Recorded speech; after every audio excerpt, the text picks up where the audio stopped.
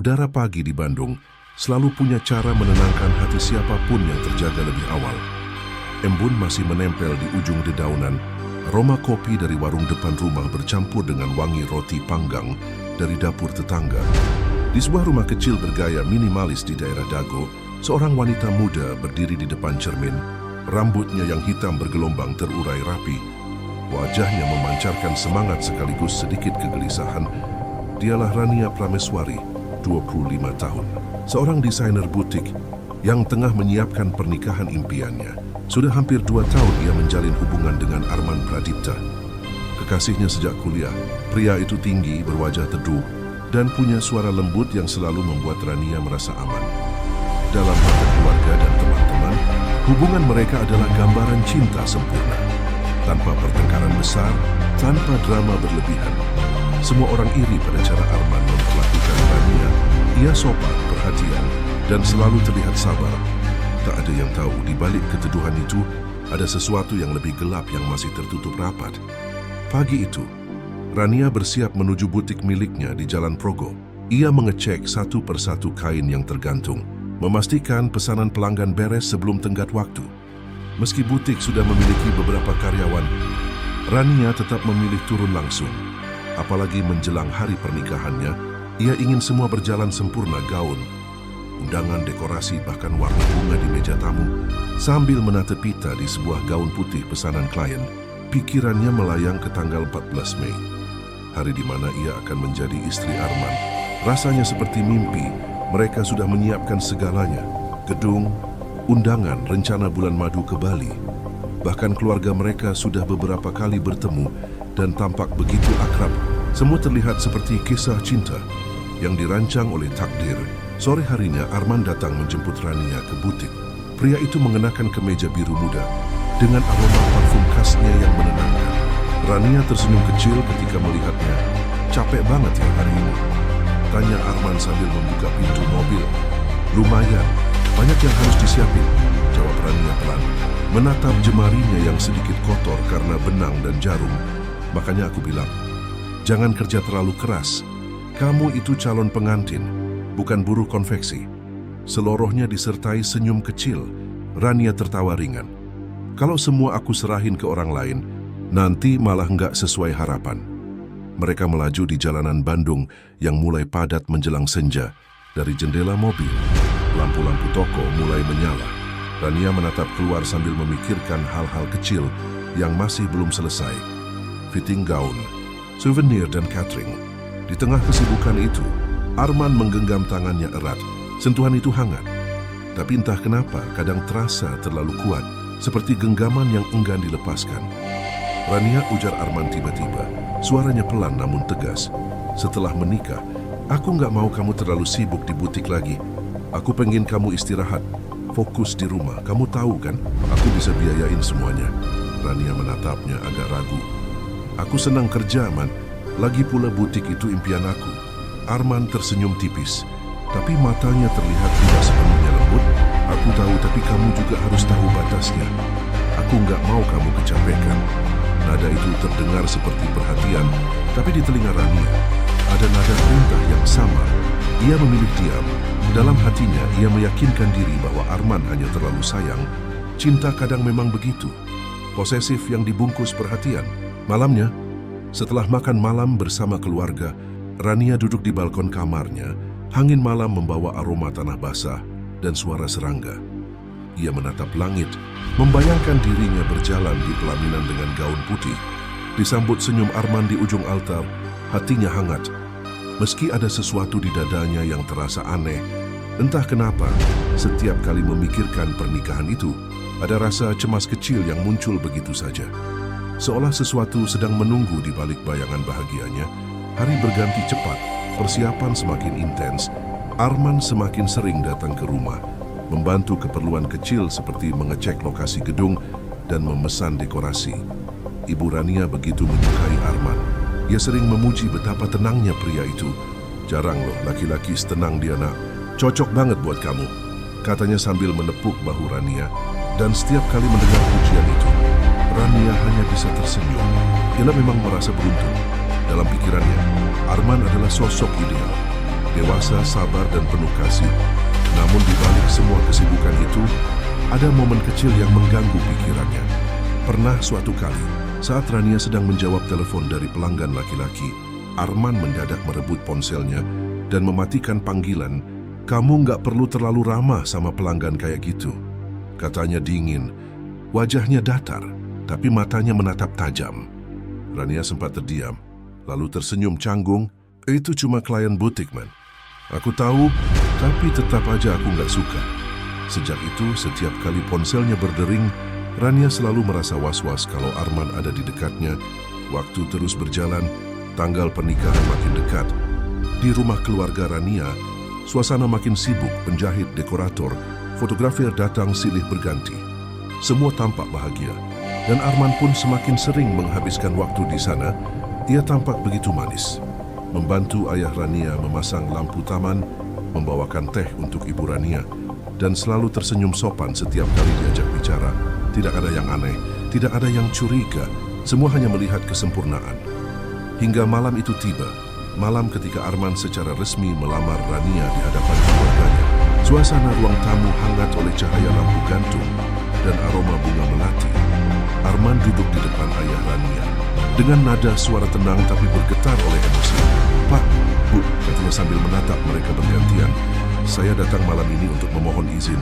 Saya ingin menikahi Rania. Bukan cuma karena saya mencintainya, tapi karena saya ingin menjaga dan membahagiakannya seumur hidup saya." Suasana hening sejenak, lalu ibu Rania menitikkan air mata haru. Ayahnya mengangguk perlahan, menepuk bahu Arman. "Jaga dia baik-baik. Rania itu anak perempuan satu-satunya kami." Arman tersenyum, menatap Rania dengan tatapan yang lembut. Sekaligus sulit dibaca. "Saya janji, Pak. Saya nggak akan pernah ninggalin dia." Rania menunduk, menahan air mata bahagia. Ia merasa seperti perempuan paling beruntung di dunia. Segala hal yang ia harapkan kini berada di depan mata. Seorang pria yang mencintainya, keluarga yang merestui, dan masa depan yang tampak begitu cerah. Malam itu berakhir dengan tawa dan doa. Tidak ada tanda-tanda bahaya, tidak ada firasat buruk, hanya kebahagiaan yang tampak sempurna di permukaan. Namun di luar rumah, di balik kaca mobil hitam milik Arman yang terparkir di pinggir jalan, terlihat sebuah benda kecil di kursi belakang. Sebuah kotak kayu dengan noda gelap di ujungnya. Arman sempat melirik ke arah mobil itu. Sebelum berpamitan, matanya redup, tapi senyum di wajahnya masih sama, tenang, meyakinkan, dan penuh kasih. Di malam yang hangat itu, tak ada yang tahu bahwa kisah cinta yang tampak suci baru saja memulai bab pertama dari tragedi paling kelam dalam hidup mereka. Matahari pagi menyelinap lembut melalui jendela kamar Rania. Tirai putih bergoyang pelan tertiup angin. Sementara aroma bunga mawar yang ditaruh ibunya di meja rias menguar samar di udara. Hari itu seperti biasanya, Rania memulai rutinitas dengan tersenyum. Namun entah kenapa, sejak malam lamaran itu, ia merasa yang ada sesuatu yang berubah. Arman menjadi lebih sering datang, lebih sering menelepon, dan lebih sering menanyakan di mana serta dengan siapa ia berada. Awalnya, perhatian itu terasa manis. Siapa yang tak bahagia diperhatikan? Calon suami yang begitu peduli. Tapi perlahan, perhatian itu berubah menjadi sesuatu yang menyesakkan. Pagi ini misalnya, saat Rania baru saja menyiapkan sarapan, ponselnya berdering untuk ketiga kalinya. Hanya dalam setengah jam, nama Arman muncul lagi di layar. "Sayang, kamu di mana?" Suara Arman terdengar di ujung sana, lembut tapi penuh tekanan. "Masih di rumah, Man. Baru mau berangkat ke butik," jawab Rania sambil mencoba terdengar santai. "Jam segini belum berangkat. Tadi kamu bilang berangkat jam 8. "Iya, tapi tadi ada tamu. Mbak Yuni datang buat antar kain. Aku baru mau siap-siap." Hening sejenak. Lalu Arman menjawab dengan nada lebih tenang. "Oh ya udah, hati-hati ya. Jangan lupa kabarin kalau udah nyampe." Rania menatap layar ponsel yang kini mati. Ada sesuatu di balik suara itu. Ketegangan yang tidak semestinya. Ia menarik napas panjang, mencoba menepis rasa tidak nyaman yang mulai tumbuh sejak beberapa hari terakhir. Ia yakin ini hanya karena stres menjelang pernikahan. Semua pasangan pasti melewati masa-masa seperti ini. Ia hanya perlu bersabar. Sesampainya di butik, Rania langsung disambut oleh Tari dan Lilis, dua karyawannya yang sudah bekerja dengannya. Sejak awal butik berdiri, Mbak Rania, ini katalog bunga untuk dekorasi resepsi. Mau sekalian dicek? Tanya Tari sambil menyerahkan buku tebal dengan halaman penuh warna. Rania mengangguk dan mulai membuka halaman demi halaman. Namun pikirannya tak sepenuhnya di sana. Sejak tadi, ia merasa ponselnya bergetar terus. Setiap kali ia melihat layar, selalu pesan dari Arman. Udah sampai? Lagi ngapain? Kenapa nggak bales? Semakin lama, Rania merasa seperti sedang diawasi. Ia mencoba menenangkan diri, berusaha fokus pada pekerjaannya. Tapi dalam hati kecilnya, mulai tumbuh rasa takut yang tak bisa ia jelaskan. Menjelang siang, Arman muncul tanpa pemberitahuan. Ia masuk ke butik dengan senyum lebar, membawa 2 bungkus makanan. Lagi sibuk ya? Katanya sambil meletakkan bungkus itu di meja. Rania tersenyum, berusaha menyembunyikan keterkejutannya. Loh, kamu kok kesini? Katanya tadi mau meeting sama klien di Cihampelas. Udah selesai. Aku kepikiran kamu belum makan, jadi sekalian mampir. Tari dan Lilis saling pandang, lalu pamit ke ruang belakang. Memberi ruang untuk pasangan itu, Arman menatap Rania lekat-lekat, seolah meneliti setiap gerak bibirnya, setiap ekspresi kecil di wajahnya. Kamu kelihatan capek, katanya pelan. Menyentuh pipinya, jangan kerja terus. Aku khawatir kamu nggak sempat istirahat. Rania tersenyum kecil. Aku nggak apa-apa kok. Lagian aku seneng ngurus butik. Ini kan passion aku. Tapi nanti kalau udah nikah, kamu bakal lebih sibuk di rumah. Aku nggak mau kamu terlalu capek. Nada suaranya lembut, tapi terasa seperti larangan. Rania tidak menjawab. Ia hanya menunduk, menatap nasi kotak yang dibawa Arman dalam hatinya. Ia mulai bertanya-tanya apakah ini yang disebut cinta. Perhatian yang begitu dalam, hingga tak memberi ruang untuk bernapas. Malam itu, Rania duduk di kamar sambil menggulir layar ponselnya. Ia membaca kembali pesan-pesan Arman.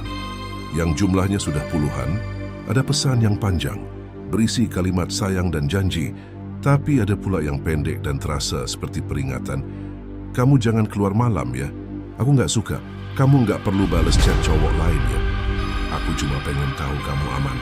Sambil membaca itu, ia teringat malam beberapa hari lalu, ketika Arman tiba-tiba datang ke rumah, hanya untuk memastikan Rania benar-benar di rumah, bukan pergi dengan teman-temannya. Ia datang dengan wajah datar, lalu tersenyum seolah tak terjadi apa-apa. Aku cuma pengen lihat kamu, enggak apa kan? Katanya waktu itu Arman memang punya 2 sisi. Di depan orang lain, ia begitu lembut dan menenangkan, tapi ketika hanya berdua, ada sesuatu dalam dirinya yang terasa lain. Mata yang menatap terlalu dalam, nada suara yang berubah tiba-tiba, bahkan genggaman tangan yang kadang terlalu kuat seolah takut kehilangan. Beberapa kali Rania sempat curhat pada sahabatnya Dina. Lewat pesan singkat, Din, kamu pernah nggak sih ngerasa cowok kamu terlalu perhatian sampai bikin gak nyaman? Maksudnya gimana? Kayak selalu nanya di mana, sama siapa, udah makan belum? Tiap jam ngecek, awalnya manis, tapi lama-lama kayak diawasi. Wah, hati-hati Ran, jangan sampai perhatian berubah jadi kontrol. Kamu masih bisa ngomong baik-baik kan sama dia? Masih sih, tapi dia gampang tersinggung akhir-akhir ini. Pesan itu tidak sempat Rania balas lagi. Malamnya Arman datang ke rumah membawa bunga dan makanan kesukaannya, seolah tahu bahwa Rania sedang memikirkannya. Aku sayang banget sama kamu, kata Arman malam itu. Suaranya lirih dan tulus. Aku nggak tahu gimana hidup aku tanpa kamu. Aku cuma pengen kamu di samping aku terus. Kalimat itu membuat hati Rania luluh. Ia kembali meyakinkan dirinya bahwa Arman hanya takut kehilangan, bukan berniat mengontrol. Cinta memang butuh pengorbanan, bukan? Namun di balik senyum hangat itu, ada sesuatu yang perlahan berubah pada diri Arman. Ia mulai sering melamun, kadang berbicara sendiri dalam nada pelan yang tak mengerti Rania. Suatu sore, ketika Rania datang ke apartemennya, ia sempat mendengar Arman menggumam di kamar mandi. Kau janji kan? Jangan pergi lagi. Suara itu membuat bulu kuduk Rania meremang. Ia memanggil, tapi Arman segera keluar sambil tersenyum seperti biasa, seolah tak terjadi apa-apa. Tadi ngomong sama siapa? Tanyanya, ngomong sama diri sendiri. Hehe, aku stres kerjaan. Rania mencoba tertawa, tapi hatinya mulai resah. Ada sesuatu yang tidak wajar. Malam semakin larut. Setelah Rania pulang, Arman duduk sendirian di ruang tamunya yang remang. Di atas meja, ada bingkai foto mereka berdua tersenyum. Tetapi di sampingnya ada foto lain. Foto seorang perempuan yang wajahnya nyaris mirip Rania, dengan senyum lembut tapi mata kosong. Ia menatap foto itu lama. Jemarinya menelusuri pinggiran kaca, lalu berbisik pelan, "Aku udah nemuin kamu lagi." Di tempat lain, Rania berbaring di tempat tidur, menatap langit-langit kamarnya yang tenang. Ia mencoba memejamkan mata, tapi pikiran tentang Arman terus mengganggu. Perhatian yang dulu membuatnya merasa dicintai kini justru menimbulkan rasa tertekan. Namun setiap kali ia mencoba berpikir buruk, ia langsung merasa bersalah. Arman tak pernah benar-benar menyakitinya. Belum pernah ia memeluk bantal, menghembuskan napas panjang, lalu berbisik pelan pada dirinya sendiri. Mungkin aku aja yang terlalu sensitif. Semua ini cuma karena stres di luar. Angin berhembus lembut membawa suara daun bergesekan. Tidak ada tanda bahaya, tidak ada alasan untuk takut. Tapi di suatu tempat, di dalam kepala Arman, sesuatu mulai retak pelan-pelan. Sebuah suara lama yang dulu pernah ia kubur kini mulai berbisik lagi. Suara yang memintanya untuk tidak kehilangan apapun, bahkan jika harus dengan cara yang mengerikan. Dan malam itu untuk pertama kalinya, Rania bermimpi buruk. Ia melihat dirinya berdiri di depan altar, mengenakan gaun pengantin putih yang berlumuran darah, sementara Arman menatapnya dari ujung ruangan dengan mata penuh cinta dan pisau di tangannya. Pagi itu Bandung diselimuti kabut tipis. Udara dingin mengelus kulit Rania yang sedang berdiri di balkon apartemennya. Sambil memandangi langit abu-abu, secangkir kopi di tangannya sudah dingin sejak 15 menit lalu, namun pikirannya terlalu sibuk untuk peduli. Dalam beberapa hari terakhir, ia mulai menyadari sesuatu yang ganjil pada Arman. Lelaki itu berubah, tak terlalu signifikan di permukaan, tapi cukup untuk membuat hatinya gelisah. Dulu Arman selalu mengabarinya setiap waktu, sekadar udah makan belum? Atau lagi ngapain sayang? Sudah cukup membuat Rania tersenyum. Namun kini pesan-pesan itu jarang datang. Bahkan ketika Rania menghubunginya, balasan Arman sering hanya singkat dan datar. Rania berusaha menepis kecurigaan. Dia tahu Arman sedang sibuk mengurus proyek kantor di Jakarta. Tapi entah mengapa, perasaan tak nyaman itu tak mau pergi. Sore itu saat di butik, Rania mencoba melupakan pikirannya dengan bekerja. Ia menata dress pengantin di manekin, gaun yang ia desain sendiri, putih dengan sentuhan rendah halus di bagian lengan. Gaun itu adalah impian masa kecilnya, lambang sempurna dari cinta yang akan ia rayakan. Tapi setiap kali menatap gaun itu, dadanya terasa sesak. Ia ingin bahagia, tapi bayangan wajah Arman yang kini tampak asing terus menghantuinya. "Rania, kamu kenapa sih? Murung mulu belakangan ini," tanya Lisa, sahabat sekaligus rekan kerjanya. "Enggak apa-apa kok," jawab Rania sambil memaksakan senyum. "Yakin? Jangan-jangan calon suamimu itu bikin masalah?" Goda Nisa setengah bercanda. Rania tertawa kecil. "Arman? Enggak. Dia cuma lagi sibuk aja." Namun suaranya terdengar seperti seseorang yang sedang meyakinkan diri sendiri, bukan menjawab orang lain. Malamnya Rania memberanikan diri menelpon Arman. Ada sambung panjang, tapi tak diangkat. Ia mencoba lagi, tetap tak dijawab. 30 menit kemudian, pesan masuk. "Maaf, lagi rapat, nanti aku hubungi." Rania menarik napas panjang.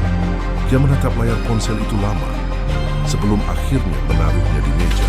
Tapi ketika ia membuka Instagram tanpa sengaja, jantungnya seolah berhenti berdetak. Di story salah satu teman Arman, terlihat Arman sedang makan malam bersama seorang wanita. Bukan rekan kerja yang ia kenal, melainkan seseorang yang asing bagi Rania. Wanita itu duduk berseberangan tertawa lepas, dan Arman tersenyum hangat ke arahnya. Tangannya bergetar, hatinya berteriak, tapi pikirannya mencoba tetap rasional. Mungkin itu rekan bisnis batinnya, mungkin cuma makan biasa, tapi air matanya menetes begitu saja. Tak ada kata lain untuk menggambarkan rasa yang mengiris dadanya malam itu. Kecewa, takut dan tidak percaya. Keesokan harinya, Rania memutuskan untuk menemui Arman di kantornya. Kira tak memberitahu lebih dulu. Sesampainya di sana, resepsionis berkata bahwa Arman sedang di luar bersama klien. Rania menunggu 1 jam, 2 jam. Dan ketika akhirnya Arman datang, langkahnya langsung terhenti di depan pintu. Di samping Arman, berjalan wanita yang sama di foto story semalam. Mereka tampak akrab, terlalu akrab Rania. Arman terlihat terkejut. Rania menatapnya, mencoba tersenyum walau matanya mulai panas. "Aku cuma mau kasih ini." Undangan pernikahan. Ia menyerahkan amplop kecil berwarna krem itu dengan tangan gemetar. Wanita di samping Arman menatap bingung, lalu berpamitan pelan. Suasana hening beberapa detik, sampai akhirnya Rania bicara lagi. "Siapa dia, Man?" "Klien, kamu jangan salah paham." "Klien?" Rania tertawa getir. "Kamu makan malam sama klien jam 9 malam di restoran romantis." Arman mengusap wajahnya dengan kasar. "Ran, aku capek. Aku kerja buat masa depan kita. Bisa nggak kamu jangan selalu curiga?" Kata-kata itu seperti pisau, bukan karena marahnya Arman, tapi karena nadanya dingin. Bukan Arman yang dulu, bukan pria lembut yang selalu menatapnya penuh kasih. Rania pulang tanpa berkata apa-apa lagi. Dalam perjalanan pulang, pikirannya bercampur aduk. Ia menatap cincin pertunangan di jarinya. Terasa berat, seperti beban. Ia tak ingin menuduh, tapi sesuatu di dalam dirinya retak. Ada lubang kecil di hatinya yang mulai menganga. Dan dari lubang itu, pelan-pelan mengalir rasa curiga yang kian pekat. Beberapa hari berikutnya, Arman berubah lebih manis. Ia menjemput Rania ke butik, membawakannya bunga, bahkan mengajaknya ke tempat favorit mereka di Lembang, seolah ingin menebus kesalahan yang tak diakui. Rania tersenyum lagi, tapi hatinya tetap menyimpan bayangan malam itu. Mereka duduk di tepi danau, senja menurun perlahan. "Aku sayang kamu," kata Arman lembut sambil menggenggam tangan Rania. Rania menatapnya lama. "Kalau sayang, jangan bohongin aku." Tatapan mereka saling mengunci. Arman tersenyum, tapi di balik senyum itu, ada sesuatu yang tak bisa dijelaskan, sesuatu yang gelap dan tersembunyi. Seperti arus tenang sebelum badai datang. Malam itu Rania tidak bisa tidur. Di benaknya, wajah Arman muncul berulang kali. Antara cinta dan kebohongan ia tidak tahu. Percakapan singkat itu akan menjadi awal dari retakan besar yang perlahan merenggut hidupnya. Cinta yang dulu terasa hangat kini mulai berubah menjadi sesuatu yang lain. Dan Rania belum sadar bahwa di balik senyum Arman ada rahasia yang tak hanya bisa menghancurkan hubungan mereka, tapi juga nyawanya. Hujan turun deras sore itu. Rania berdiri di depan jendela apartemennya, menatap butiran air yang menetes pelan di balik kaca. Kota Bandung tampak kelabu, seperti memantulkan isi hatinya yang tak tenang. Sudah 3 hari ia tak berbicara banyak dengan Arman. Sejak kejadian di depan kantor itu, ada jarak yang tak kasat mata di antara mereka. Arman memang masih datang sesekali, masih mengucapkan kata-kata manis, tapi entah mengapa semuanya terasa berbeda. Ada ketegangan yang terus bersembunyi di balik setiap senyum. Rania mencoba meyakinkan dirinya bahwa ia hanya terlalu sensitif. Persiapan pernikahan yang semakin dekat mungkin membuatnya stres, itu saja. Tapi semakin ia mencoba menenangkan hati, semakin perasaan aneh itu menekan dadanya. Ia mulai memperhatikan hal-hal kecil, cara Arman berbicara yang kini lebih singkat, tatapan matanya yang sering beralih cepat, juga aroma parfum berbeda yang kadang melekat di bajunya. Suatu malam, Rania sedang menyetrika di ruang tengah ketika ponselnya berdering. Nama di layar membuatnya terkejut. Dinda, teman Arman yang dulu kuliah di jurusan yang sama. Ia jarang berhubungan dengan Rania, jadi telepon ini terasa janggal. "Halo Dinda." "Ran, maaf ya aku nelpon malam-malam. Aku cuma mau ngomong sesuatu, tapi tolong jangan bilang Arman kalau aku yang ngasih tahu." Nada suaranya terdengar ragu dan gugup. Jantung Rania berdegup lebih cepat. "Ada apa?" Dinda terdiam beberapa detik. "Aku cuma mau bilang, Arman akhir-akhir ini sering bareng sama Melisa. Katanya sih kerjaan, tapi aku lihat mereka jalan bareng juga di proyek kantor. Aku nggak mau bikin kamu salah paham, tapi aku pikir kamu berhak tahu." Rania terdiam lama, napasnya tercekat. Nama itu Melisa. Dia sudah pernah mendengarnya. Wanita yang ada di restoran malam itu. Setelah panggilan berakhir, Rania duduk lama di lantai. Matanya kosong menatap layar ponsel. Ada perasaan campur aduk antara marah, sedih, dan takut. Ia ingin segera menanyakan hal ini ke Arman, tapi pikirannya menolak terburu-buru. Ia ingin tahu kebenarannya dengan mata kepalanya sendiri. Keesokan malamnya, Rania memutuskan mengikuti Arman diam-diam. Ia tahu Arman bilang akan lembur di kantor. Dengan hati-hati, ia memesan taksi daring dan meminta pengemudi berhenti agak jauh dari gedung tempat Arman bekerja. Waktu menunjukkan pukul 9 malam. Hujan rintik turun dari kejauhan. Ia melihat Arman keluar dari lobi bersama seseorang, Melisa. Mereka berjalan berdampingan, tertawa kecil, lalu berhenti di pinggir jalan. Arman mengangkat payung dan melindungi wanita itu dari hujan. Lalu, sesuatu yang membuat tubuh Rania membeku. Ia mengusap pipi Melisa perlahan. Gerakan kecil itu, tapi penuh makna. Air mata Rania menetes tanpa ia sadari. Dunia seolah berhenti berputar malam itu.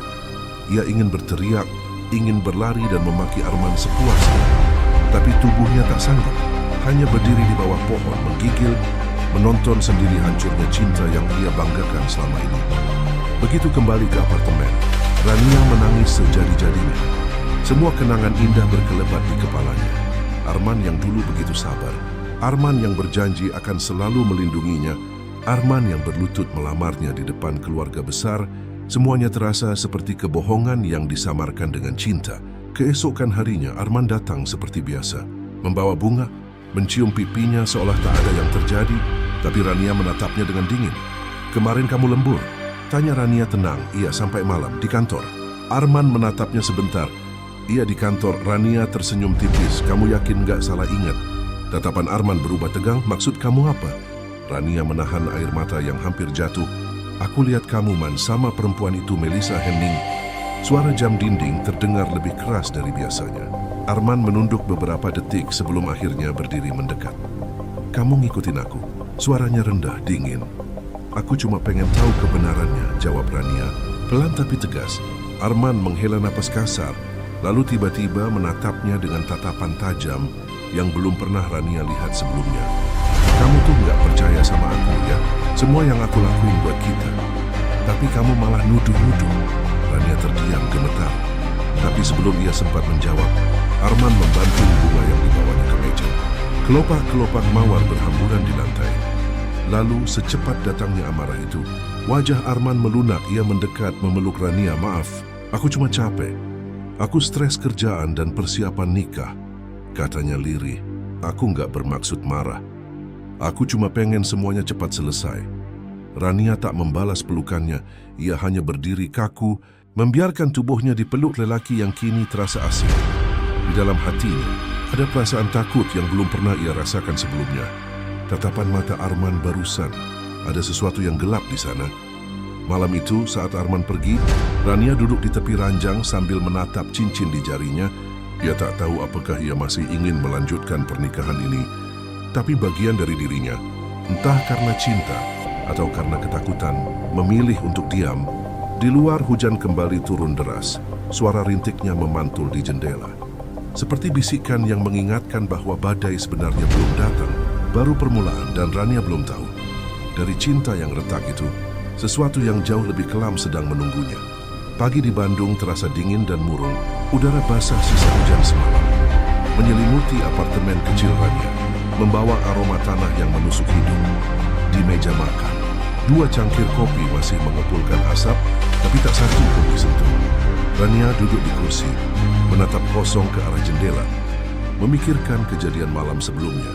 Tatapan tajam Arman, suaranya yang meninggi, pelukan yang terasa lebih seperti pengekangan daripada kasih sayang. Sudah hampir sebulan menuju hari pernikahan, di saat ia seharusnya sibuk memilih bunga, fitting gown atau mengatur tamu undangan. Rania justru sibuk menenangkan hatinya yang semakin penuh luka. Ia mencoba berpura-pura kuat di depan keluarga, tapi di dalam dirinya, sesuatu perlahan hancur. Ketika telepon berdering, Rania hampir tak berniat menjawab, tapi nama di layar membuatnya berubah pikiran. Melisa. Jantungnya berdetak lebih cepat, tangannya sedikit gemetar saat menyentuh tombol hijau. "Halo?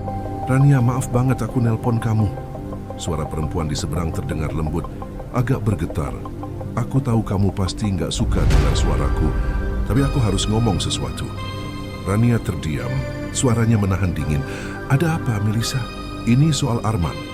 Rania menarik napas pelan, berusaha tetap tenang. "Selama ini aku pikir dia jujur sama aku," lanjut Melisa dengan suara serak. "Dia bilang kamu udah putus sama dia sejak tahun lalu. Aku baru tahu seminggu lalu kalau kalian masih bertunangan. Aku nggak tahu dia bisa sejahat itu." Kata-kata itu membuat dada Rania terasa sesak. Ia menunduk, berusaha mencerna setiap kalimat. Ada kepingan puzzle yang mulai tersusun di kepalanya, tapi hasilnya terlalu menyakitkan untuk dilihat. "Jadi kalian sempat..." Iya, jawab Melisa lirih. Kami sempat dekat, tapi aku udah putusin semua, Ran. Aku sumpah nggak tahu dia bohong. Rania menutup mulutnya, menahan isak. Ia ingin marah, tapi yang tersisa hanya perasaan hancur setelah pembicaraan berakhir. Rania duduk lama di lantai, membiarkan air matanya mengalir. Dunia yang ia pikir sempurna kini benar-benar runtuh. Malamnya, ia memutuskan untuk menulis surat, entah untuk siapa. Mungkin untuk dirinya sendiri. Di atas meja rias, ia menulis dengan tangan gemetar. Aku selalu percaya cinta bisa memperbaiki segalanya. Tapi bagaimana kalau justru cinta yang membuat kita buta? Aku ingin pergi, tapi hatiku masih tertambat di kenangan yang seharusnya kubuang, Arman. Siapa sebenarnya kamu? Suara ketukan pintu tiba-tiba memecah keheningan. Rania tersentak. Ia melirik jam pukul 10 malam. Siapa yang datang sepagi ini? Ia berjalan pelan ke pintu dan membuka sedikit celah. Arman berdiri di sana, basah kuyup kehujanan. Wajahnya datar, matanya merah. Kenapa nggak kamu angkat telepon aku? Suaranya rendah tapi tajam. Rania menelan ludah. Aku capek, Man. Aku cuma pengen sendiri. Arman melangkah masuk tanpa izin, menutup pintu di belakangnya. Bau parfum asing yang dulu ia curigai kini begitu jelas menempel di jaketnya. Kita perlu ngomong, katanya singkat. Rania mundur selangkah. Aku nggak mau ribut. Aku udah tahu semuanya. Kamu bohong soal Melisa. Arman menatapnya lama, lalu tiba-tiba tersenyum samar. Dia nelpon kamu ya? Dia cerita semuanya. Tentu saja, gumam Arman menatap lantai. Perempuan selalu saling percaya. Ada nada sinis di suaranya yang membuat bulu kuduk Rania meremang. Ia belum pernah mendengar Arman berbicara seperti itu. Arman, aku nggak tahu kenapa kamu berubah kayak gini. Tapi kalau kamu udah nggak cinta, bilang aja, aku bisa nerima. Aku bisa batalkan pernikahan ini. Suasana hening beberapa detik. Arman menatapnya lekat-lekat, seperti mencoba membaca pikirannya. Lalu dengan langkah perlahan dia mendekat. Kamu pikir gampang? Suaranya semakin berat. Kita udah sejauh ini, Ran. Semua orang tahu kita akan nikah. Kamu mau bikin aku malu. Rania menggeleng, mulai ketakutan. Aku cuma pengen jujur. Aku nggak bisa hidup dengan kebohongan. Kalau kamu ninggalin aku, bisik Arman, aku nggak akan biarin. Tatapan mata itu membuat tubuh Rania gemetar. Arman bukan lagi pria yang dulu ia kenal. Ada sesuatu di balik sorot matanya. Sesuatu yang gelap, penuh kemarahan dan obsesi. Setelah Arman pergi malam itu, Rania langsung mengunci pintu. Lalu duduk di lantai sambil memeluk lutut. Ia sadar dirinya dalam bahaya. Namun bagian lain dari dirinya masih belum bisa membayangkan hidup tanpa Arman. Ia seperti terjebak di antara cinta dan ketakutan. Beberapa hari berikutnya, Arman jadi lebih manis, terlalu manis, sampai terasa menakutkan. Ia menjemput Rania ke butik, membawakannya makanan, mengirim pesan setiap jam. Semua tampak seperti bentuk perhatian, tapi bagi Rania itu seperti pengawasan. Ia merasa terus diawasi. Bahkan saat bekerja, pernah suatu malam, ia pulang dan menemukan ponselnya terbuka. Pesan pribadinya dengan Nisa sudah dibaca. Man, kamu buka HP aku? Tanya Rania waktu itu. Arman hanya tersenyum. Aku cuma khawatir banyak laki-laki yang suka ngedeketin kamu di butik, kan? Itu nggak alasan buat kamu ngintip pesan aku. Kalau kamu nggak sembunyiin apa-apa, kenapa harus marah? Pertanyaan itu seperti tamparan. Arman tahu bagaimana memutarbalikkan keadaan, membuatnya merasa bersalah atas hal yang bukan kesalahannya. Malam-malam berikutnya, Rania mulai mimpi buruk. Dalam mimpinya, ia melihat wajah Arman yang tersenyum sambil menggenggam pisau. Ia terbangun dengan keringat dingin, jantung berdebar, tapi tak berani menceritakan pada siapapun.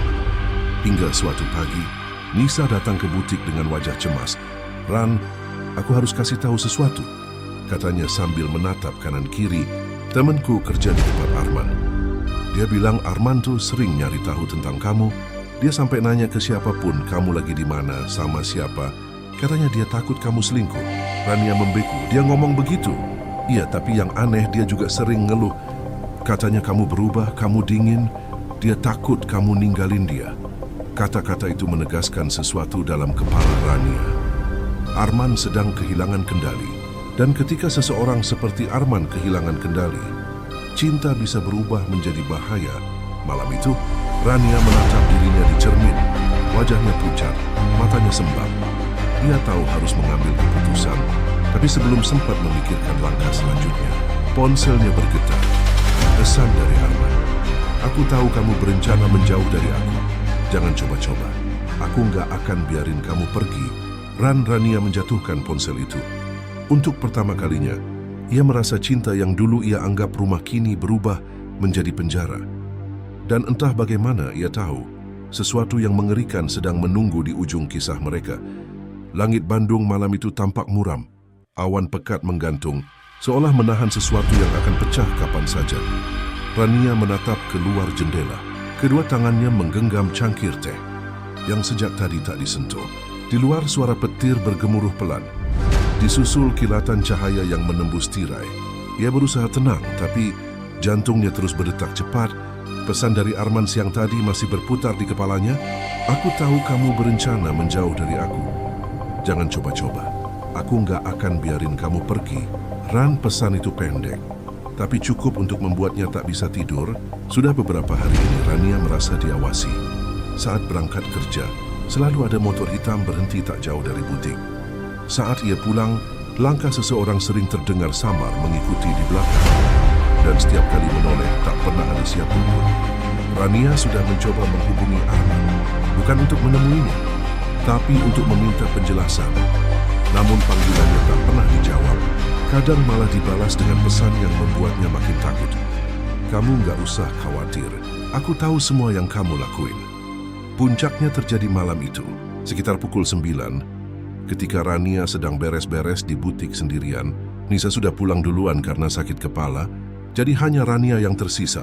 Ia menutup tirai depan, mematikan lampu satu persatu, dan bersiap pergi. Saat hendak mengunci pintu, ia melihat bayangan seseorang berdiri di seberang jalan. Awalnya ia mengira itu pelanggan yang lupa mengambil pesanan. Tapi sosok itu tak bergerak. Hanya berdiri diam, menatap ke arah butik. Permisi. Seru Rania, suaranya bergetar, tak ada jawaban. Bayangan itu tetap di sana, lalu perlahan melangkah ke arah lampu jalan. Dan dalam sekejap, Rania mengenali wajah itu Arman. Ia menunduk sedikit. Hujan mulai turun. Dari kejauhan Rania bisa melihat sorot matanya yang tajam. Penuh kemarahan, Arman tidak tersenyum, tidak juga bicara. Ia hanya berdiri di sana, menatap Rania lama, lalu berbalik dan pergi ke arah gang kecil di samping jalan. Rania buru-buru mengunci pintu dan berlari ke dalam. Nafasnya tersengal. Ia menyalakan lampu lagi, memastikan semua pintu tertutup. Namun rasa takut tak hilang. Tangannya gemetar saat menghubungi Nisa. Nis, kamu bisa nginep di apartemen aku malam ini. Suaranya nyaris berbisik. Loh, kenapa, Ran? Arman, dia ada di depan butik, aku takut. Astaga, serius? Yaudah, aku ke sana sekarang. Sekitar 30 menit kemudian, Nisa tiba. Mereka pulang bersama naik taksi daring. Selama perjalanan, Rania terus melihat ke kaca belakang. Takut kalau Arman mengikuti mereka, tapi jalanan sepi. Hanya deru hujan yang menemani. Sesampainya di apartemen, Nisa berusaha menenangkan sahabatnya itu. Kamu harus lapor polisi, Ran. Ini udah nggak sehat. Aku tahu, tapi aku takut, Nis. Arman tahu semua tentang aku. Bahkan kode pintu apartemen ini. Nisa menggenggam tangan Rania. Kalau gitu kita ubah malam ini juga. Rania mengangguk pelan. Setelah memasukkan kode baru, mereka mencoba beristirahat, tapi malam itu tidak ada tidur. Setiap suara kecil dari luar terasa seperti langkah kaki. Setiap bayangan di dinding terasa seperti seseorang mengintip. Sekitar pukul 2 dini hari, listrik tiba-tiba padam. Apartemen gelap gulita. Rania dan Nisa saling menatap. Napas mereka tersengal. Ran, kamu bayar listrik kan? Bisik Nisa mencoba tenang. Iya, ini pasti. Tiba-tiba terdengar suara ketukan di pintu. Pelan sekali, 2 kali, 3 kali. Keduanya membeku.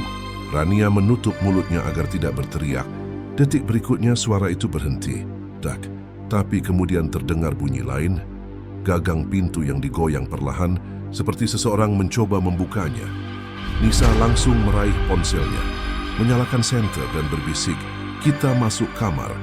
Sekarang, mereka berlari ke kamar tidur, mengunci pintu, lalu duduk di lantai di balik ranjang. Jantung Rania berdegup begitu keras sampai ia takut suaranya bisa terdengar dari luar. Suara langkah kaki terdengar di luar kamar. Lambat, teratur mendekat. Lalu berhenti tepat di depan pintu. "Rania," suara itu berat, nyaris berbisik. "Kamu ngapain ngelakuin ini ke aku?" Rania menutup matanya rapat-rapat. Itu suara Arman, ia tak salah dengar. "Kamu pikir kamu bisa sembunyi? Kamu pikir kamu bisa ninggalin aku semudah itu?" Suara itu semakin keras, penuh emosi.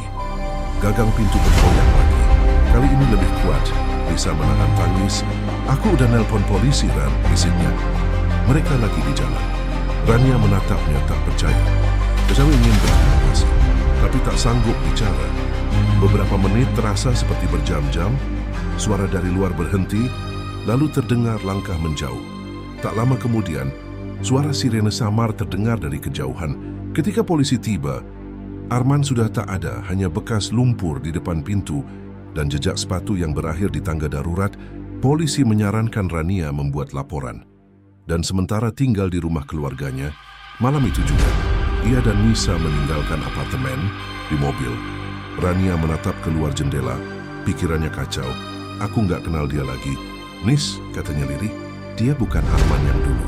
Nisa memeluk bahunya. "Udah, yang penting kamu selamat." Namun di lubuk hati terdalam, Rania tahu ini belum berakhir. Arman bukan tipe pria yang mudah menyerah. Tatapan matanya di depan butik masih jelas tergambar di kepalanya. Tatapan seseorang yang tak akan berhenti sampai mendapatkan apa yang ia mau. Dan malam itu, ketika mobil mereka melaju menjauh dari kota, kilatan petir di langit seolah menyingkap bayangan seseorang. Berdiri di trotoar, menatap ke arah mereka. Dalam genggaman sosok itu, ponselnya bergetar menampilkan foto Rania tersenyum di hari lamaran. Bibirnya menyunggingkan senyum dingin. "Kamu milik aku, Ran."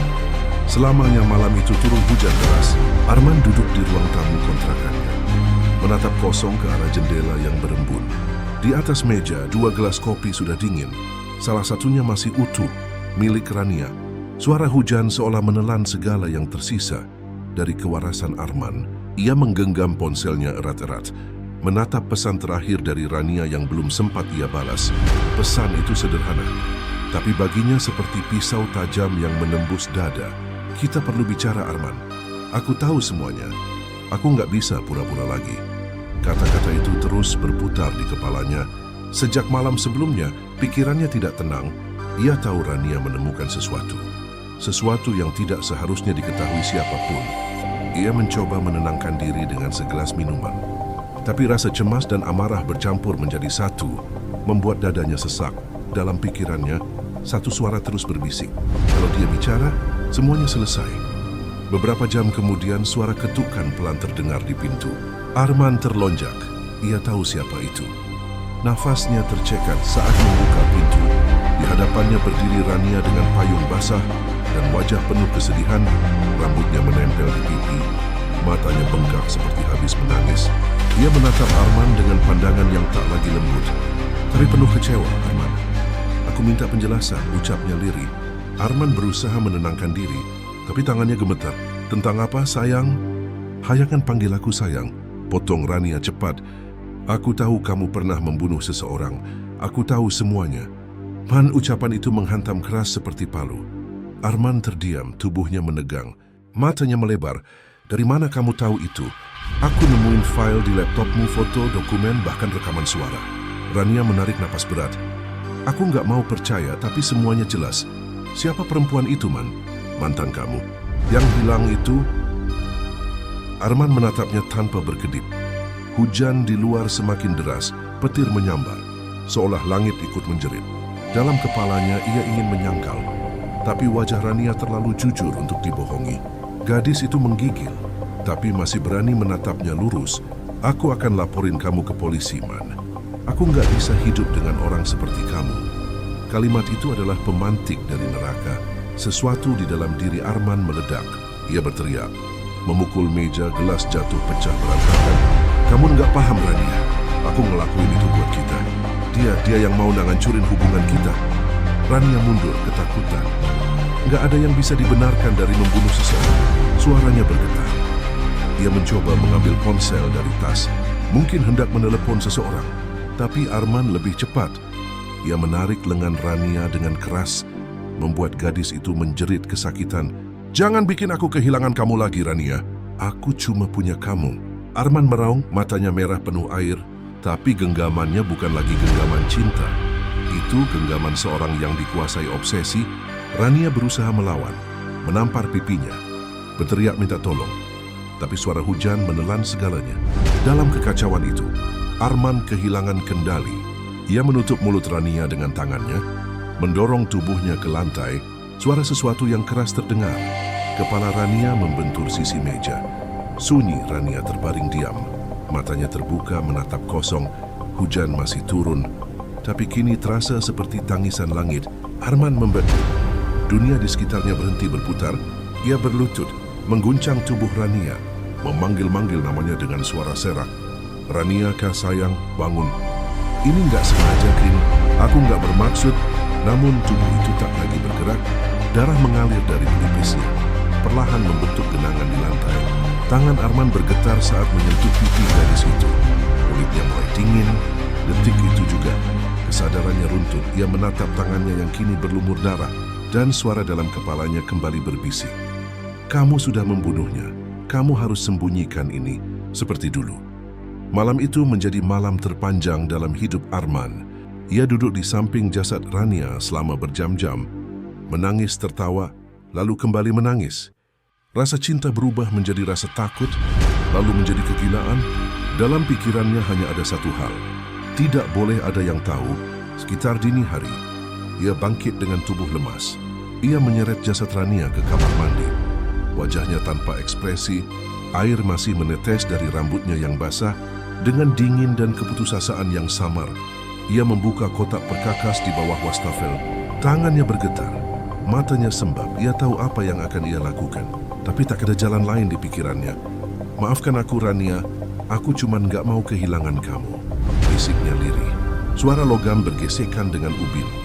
Diikuti tetesan air bercampur darah, aroma anyir memenuhi udara.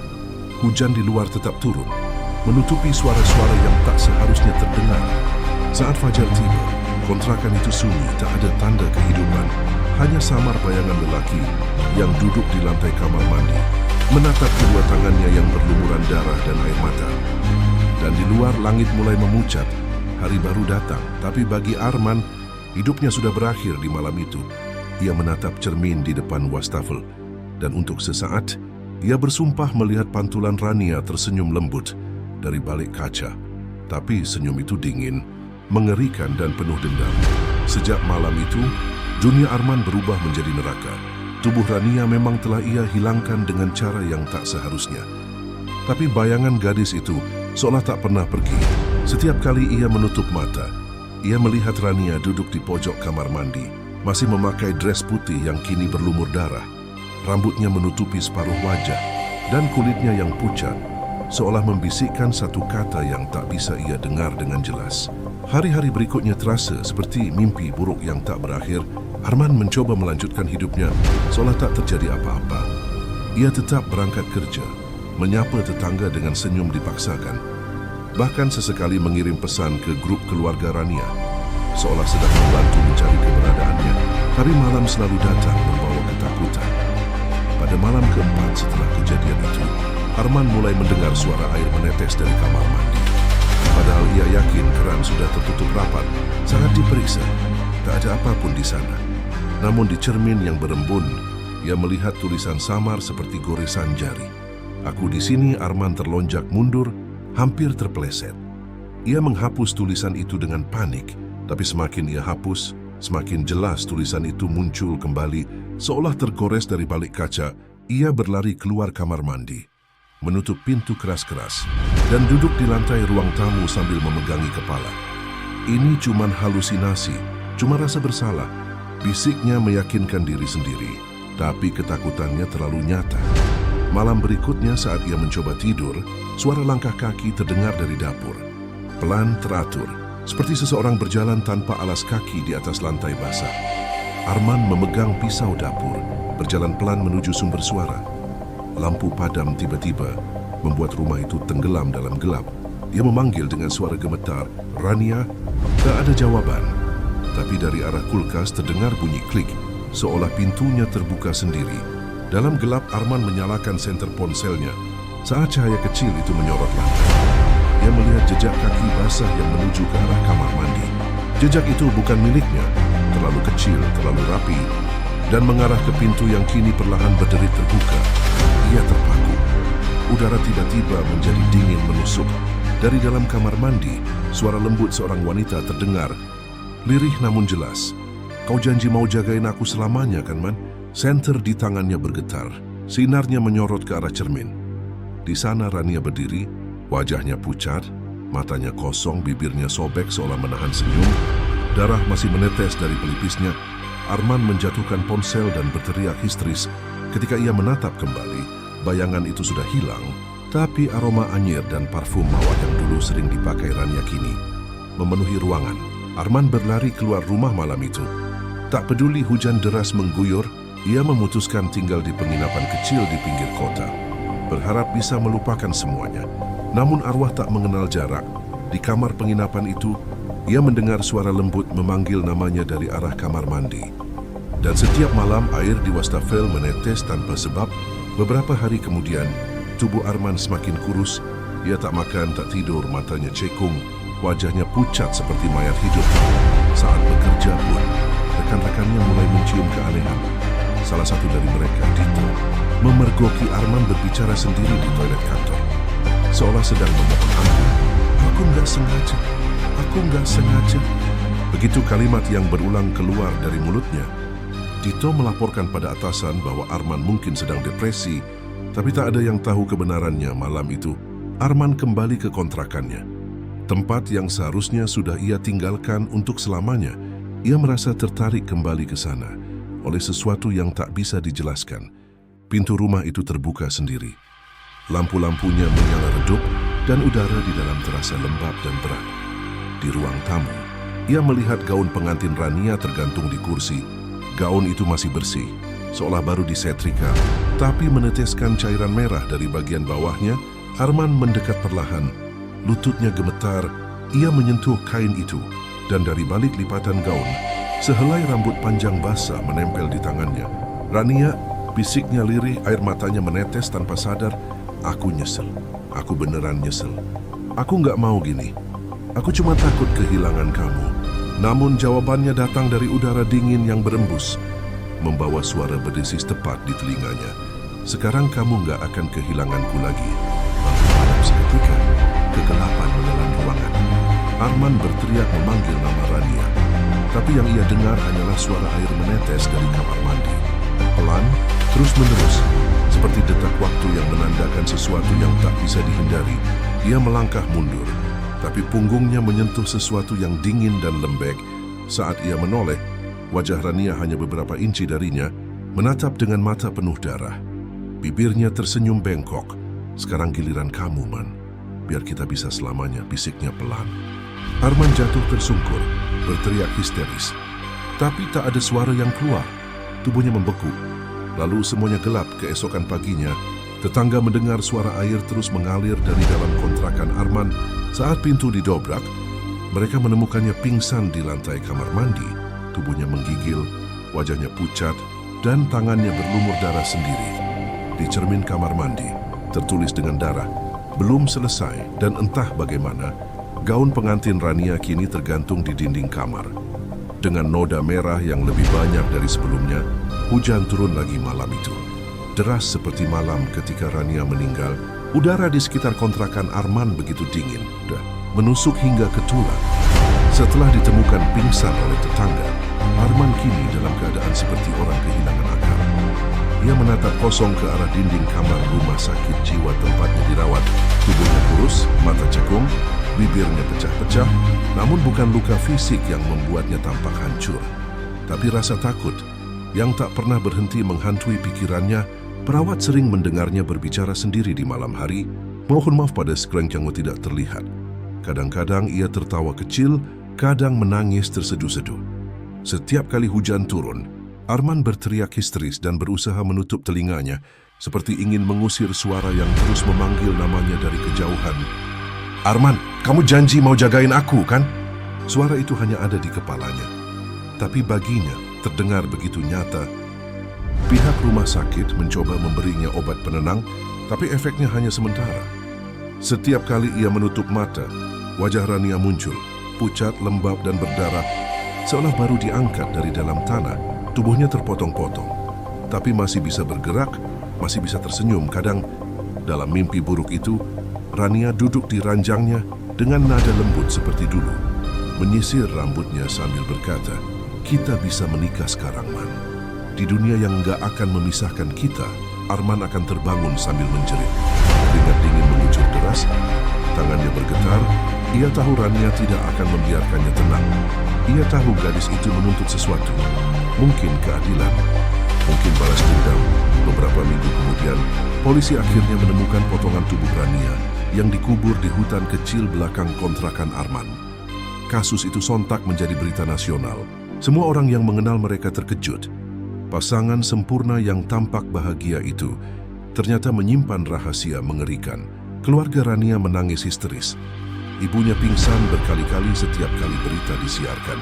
Sementara Arman, ketika diberitahu bahwa jasad Rania telah ditemukan, justru tersenyum. Senyum itu bukan kebahagiaan, melainkan kegilaan. Ia berbisik pada polisi yang menjaganya, "Bagus, sekarang dia bisa pulang, aku udah nunggu." Malam itu, di kamar perawatan, ia menatap jendela. Hujan kembali turun. Suara tetesan air di luar terdengar seperti langkah kaki yang perlahan mendekat. Arman merasakan udara dingin merayap di lehernya. Ia menoleh pelan, dan di ujung ruangan, di dekat cermin kecil, Rania berdiri, tubuhnya kini lengkap, mengenakan gaun pengantin yang dulu ingin ia kenakan di hari pernikahan mereka. Wajahnya pucat tapi damai, dengan senyum yang aneh. Bukan lagi senyum lembut seorang kekasih, melainkan senyum kematian. "Rania," suara Arman bergetar. Aku minta maaf, aku nggak kuat lagi. Aku cuma takut kamu pergi." Gadis itu menatapnya dengan tatapan kosong, lalu melangkah pelan mendekat. Setiap langkah membuat suhu ruangan menurun drastis. Lampu di kamar berkedip-kedip, lalu mati sepenuhnya. Hanya ada suara napas Arman yang memburu dan suara lembut Rania yang berbisik di telinganya. "Sekarang kamu nggak perlu takut kehilangan aku lagi. Kita akan bersama."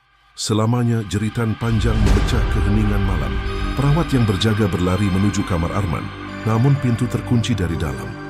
Ketika akhirnya berhasil dibuka, mereka menemukan Arman tergeletak di lantai dengan mata melotot dan wajah ketakutan. Tubuhnya kaku, bibirnya membiru, di sekelilingnya lantai basah seperti habis diguyur air, padahal tak ada satupun pipa yang bocor. Di cermin kamar, dengan uap air yang entah datang dari mana, muncul tulisan samar. Janji ditepati. Polisi menyebut Arman tewas karena serangan jantung mendadak akibat trauma berat. Namun perawat yang menemukannya bersumpah melihat bayangan wanita bergaun putih berdiri di sudut ruangan, menatap tubuh Arman sambil tersenyum, sebelum perlahan menghilang seperti kabut. Beberapa hari setelah kematian Arman, di rumah keluarga Rania di Bandung, sesuatu yang aneh terjadi. Gaun pengantin Rania yang seharusnya sudah dimasukkan ke dalam peti dan disimpan, tiba-tiba tergantung di jendela kamarnya. Gaun itu basah kuyup, meneteskan air bercampur darah. Di lantai kamar, ada jejak kaki basah menuju ke arah ranjang. Ibunya pingsan lagi setelah mendengar suara lembut dari arah cermin. "Aku sudah bersama Arman sekarang. Bukti kami bahagia." Sejak hari itu kamar Rania selalu tertutup rapat. Tak ada yang berani masuk. Namun tiap kali hujan turun, orang-orang di rumah itu bersumpah mendengar suara tangisan pelan bercampur tawa lirih dari balik pintu. Seperti dua orang yang akhirnya bersatu kembali dalam kematian, cerita cinta yang seharusnya berakhir di pelaminan kini berubah menjadi legenda kelam di lingkungan mereka. Orang-orang menyebut rumah kontrakan Arman sebagai rumah pengantin berdarah.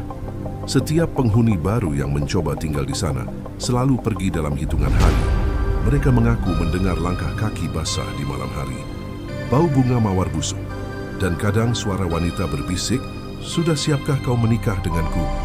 Dan di setiap malam ke-40 setelah kematian Rania, selalu turun hujan deras. Seolah langit pun tak sanggup menahan air mata untuk cinta yang berubah menjadi kutukan